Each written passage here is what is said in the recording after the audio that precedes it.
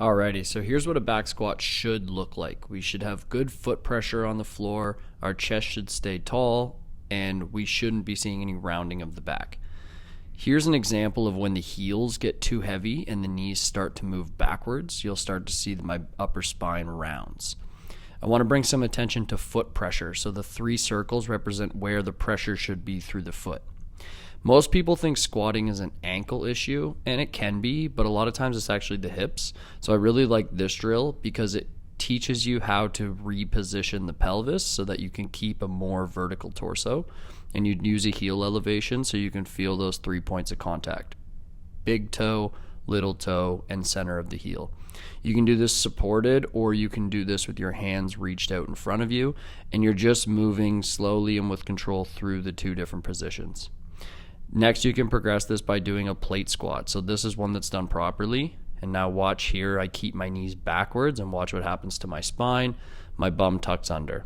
So make sure that when you're doing these, you're actively pushing the knees forward without losing heel contact on the plate.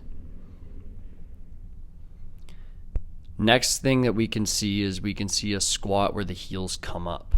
Okay, so this can be due to a different bunch of reasons, but simple fix for this is just use a heel support, and then you have something to press your heels into as you're squatting. So you'll notice here, I can achieve good depth, my chest stays tall, and I can press into the plates with my heels. Make sure you don't let the heels float off the plates, or otherwise, you didn't do anything to fix it.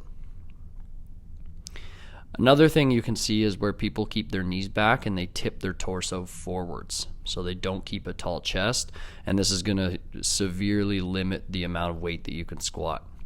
Simple fix for this is to just use a box squat, and you're just cueing keep your chest or your superhero logo pressed upwards or straight ahead. Do not let your torso fall. You can lower the depth, which is the ultimate goal. So I just use a medicine ball here, and I'm keeping all the same cues: foot pressure, making sure that my knees are going over my toes, and making sure that my back stays engaged and my chest is high.